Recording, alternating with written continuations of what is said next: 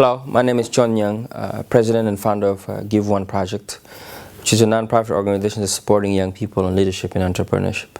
I wanted to share with you this documentary and the vision of this organization through this Give One Project Global Leadership Program that we organize every year in Washington, D.C. and bring in young leaders from across the world. I hope you enjoy the program and also to see these amazing leaders sharing their stories and getting to know each other and working together in Washington, D.C. For a 10-day program. Enjoy. D'abord, je voulais découvrir les États-Unis parce que je n'étais jamais venu. Et venir à Washington, pour moi, c'était la possibilité de rencontrer des diplomates, des politiciens. I came here with an open mind, open heart, not knowing exactly what I was getting myself into. De rencontrer les gens de Give One Project de France, des États-Unis, du Bénin. Il y a un souvenir qui me vient tout de suite en tête, et c'était la visite de High School of Anacostia. Et on est allé dans un lycée, dans les quartiers défavorisés.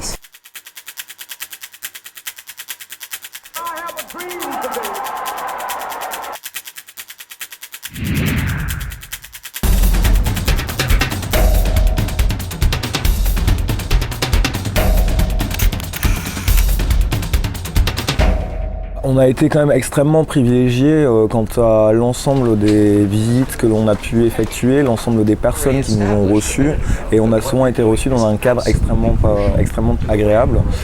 Je pense surtout qu'on a pu rencontrer des gens qui ont une incidence globale et qui travaillent ensemble pour changer les choses à travers le monde. If you'd like an embassy to set up a civil society group and they don't have one, I'm sure they'd like to know that too. Ça m'a amené à comprendre comment les institutions arrivent à brasser les idées, à brasser les stratégies et puis à prendre des décisions. Les meetings qu'on a eus avec les thèmes de Global Fluency. So global fluency means to me being able to communicate effectively across the complexities of language and culture. Tout est interconnecté et pour pouvoir influencer ne serait-ce qu'un petit peu le monde dans lequel on vit, on a besoin justement d'être ouvert sur ces sujets-là pour ensuite pouvoir les aborder. Pour moi, étant donné que je viens de la Tunisie et ce pays-là, il a vécu une révolution récemment, en 2011. On est libre! On est libre! Filmez-nous! On n'a pas peur! On n'a pas peur, pas la terreur. Alors, disons qu'on fait partie des nouvelles démocraties parce que on a vécu quand même une longue période après la colonisation sous la dictature. Et moi, l'un des rendez-vous qui était super intéressant pour moi et pendant lequel aussi je me suis permise de poser des questions, c'était au Open Gov Hub. Et justement, l'une des questions que j'avais posées, c'est quoi les outils ou les recommandations que vous donnez pour que justement on réussisse en Tunisie à surveiller les travaux de l'Assemblée nationale, les travaux du gouvernement, afin qu'on garde le contrôle quelque part. Et là, ils m'ont dit que la technologie c'est bien, mais c'est pas la baguette magique. Alors, il faut avoir la technologie, certes, oui, pour pouvoir contrôler, mais il faut aussi les ressources humaines qui sont là, présents, vigilants et en train de surveiller et en train de donner des rapports et pousser et mettre de la pression ou aider aussi. Et justement, pouvoir être suffisamment proche de ces personnes pour pouvoir poser vraiment les questions qu'on veut et ce qui pouvait nous passer par la tête, ça c'est vraiment super quoi. Sometimes foundation or non-profit organization like to use the social network. Like it's fine like to like your pages because you like what you're doing with the foundation, but if you don't explain people how to help you to get involved in things, the likes or all the followers you have will be unuseful. Il y a un souvenir qui me vient tout de suite en tête, et c'était la visite de High School of Anacostia. On est allé dans un lycée, dans les quartiers défavorisés, et on a rencontré les élèves, on a rencontré des jeunes très touchants qui voulaient y arriver. On a rencontré une jeune fille qui s'appelle Laetitia, Tout le monde était sorti, les cours étaient finis, mais on a trouvé dans la classe en train de faire ses exercices.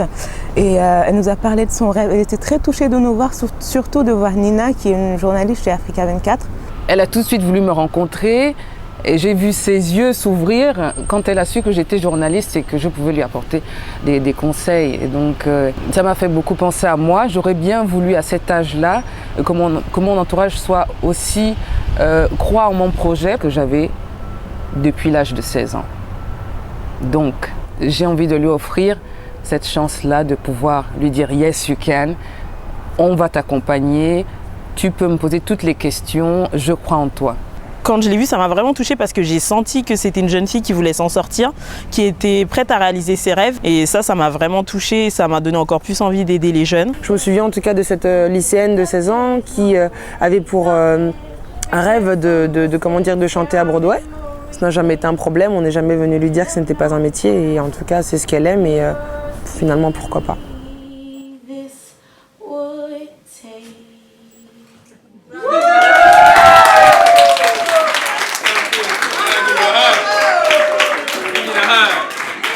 Mais au-delà de sa voix, elle a du cœur. Elle a du cœur, tu vois qu'elle essaie un peu d'avancer, elle essaie un peu de changer le monde à son niveau. Franchement, c'était ma journée préférée. On a joué avec les jeunes, etc.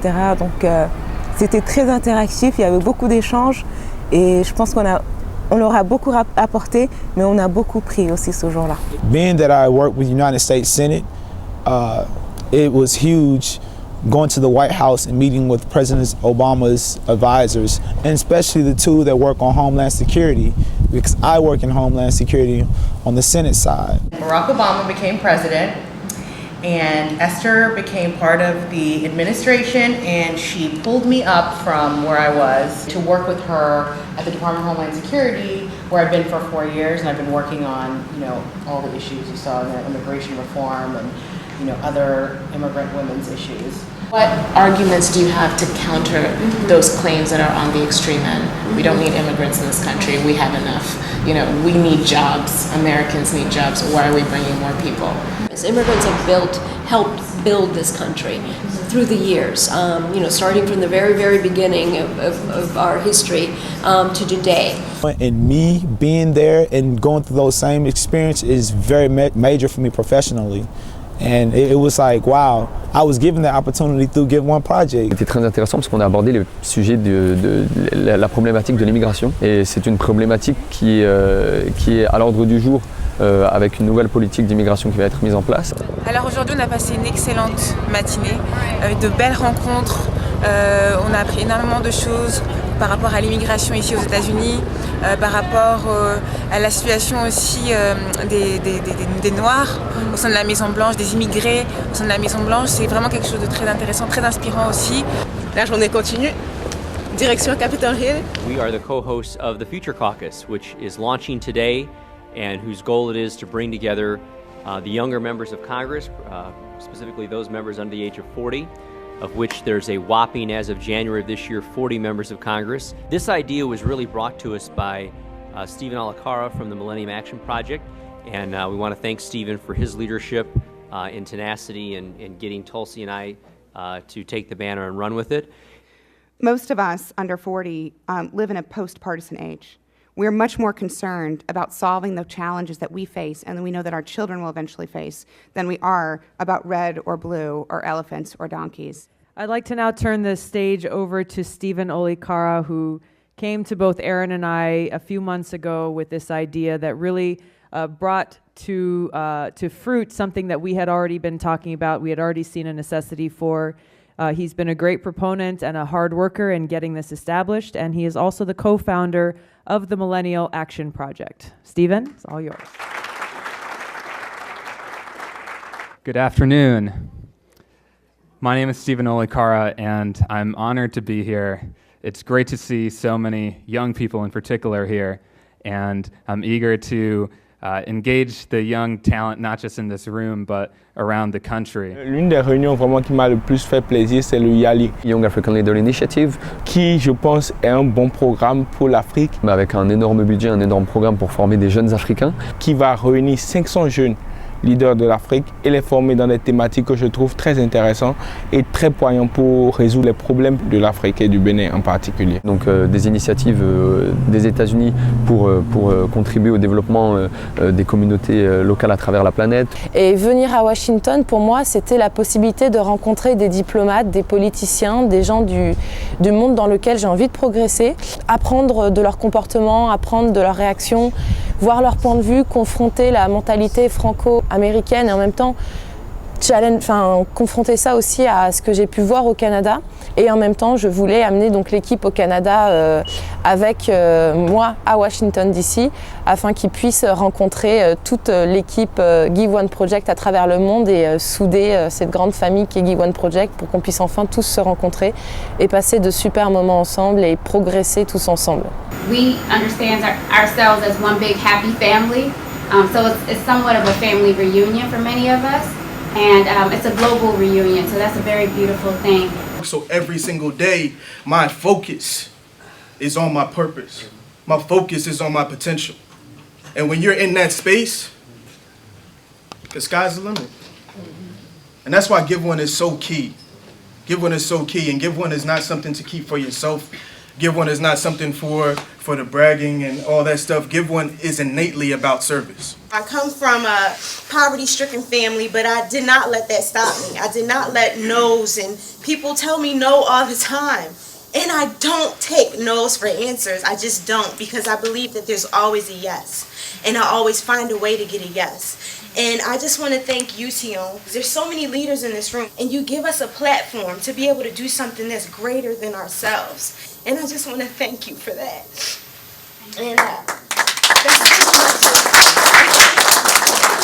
Les conférences, moi, qui m'ont le plus marqué, ont été des conférences plus de Women Empowerment où on parlait aussi aux jeunes de ne pas perdre leurs rêves, de développer leurs capacités, de prendre confiance en eux. In terms of women empowerment, Trina and Tina did something amazing in Senegal just a few months ago. They not only amazed 30 women coming from across the country for the whole week, but they went ahead and impressed my maid, who's from Ethiopia. Since then, she has changed completely. As a PhD student in engineering at Purdue University, I would like to know, from a STEM perspective, what are you guys looking to do over the next few years globally? The vast majority of the students that I saw, they're actually women. And most of the students, they actually were engineering students, which is in the context of Haiti, is actually unheard of. Even here in the US, that's something that's unheard of, but I found a couple of them that are actually doing their PhDs straight out of Haiti. And I was telling them, you know what, you need to actually speak louder. Not to say you're doing your PhD, but actually, hey, I'm a Haitian woman, actually earning a degree, but from the school that the skill I got it out of Haiti. Et ce qui m'a le plus marqué aussi, ça a été la surprise d'Akon.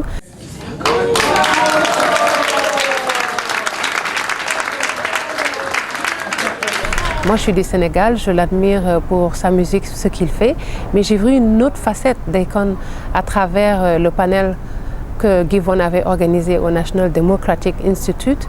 Et vraiment là, il s'est mis à fond et a répondu vraiment sur les questions liées à la démocratie et à la jeunesse. I'm so proud of you and thank you for what you're doing.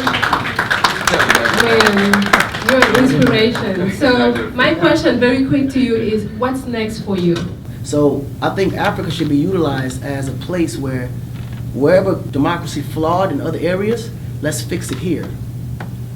You follow what I'm saying? Mm-hmm. So, because Africa is open for that. Mm-hmm. Democracy is being built as we speak. So how about we implement all the positive things of, democracy and let that be set in stone. And whatever the flaws are, let's figure out how we can fix that, mold that, and then create whatever that government here is. So that way all the other countries surrounding it can now use Africa's new democracy as a plan of action for every democracy-driven countries and fix those flaws. And I think Africa can be that place for it. Mm-hmm. The leaders are wide open now. They've opened the doors for, the youth to be a part of it, females to be a part of it, and they've opened more doors for the foreigners also to be a part of it. Mm-hmm. So Africa, as a continent, has always been welcoming. As people, Africans have always been welcoming.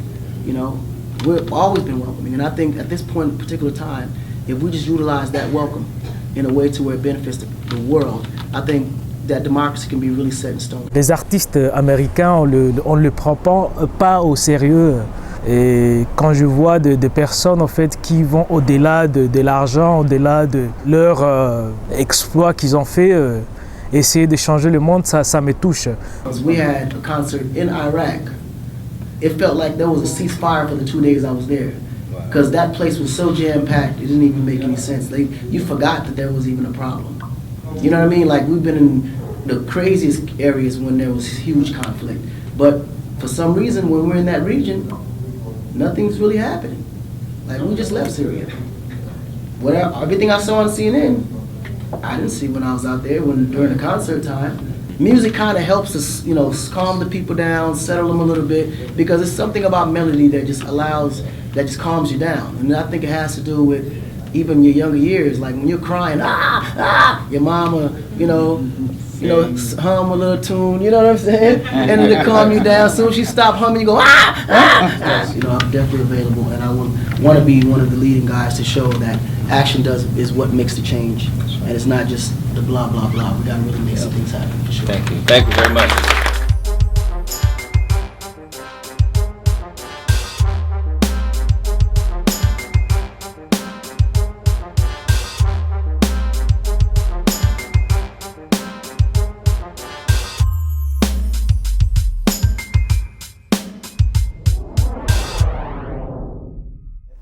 It was incredibly great meeting all these young leaders across the world.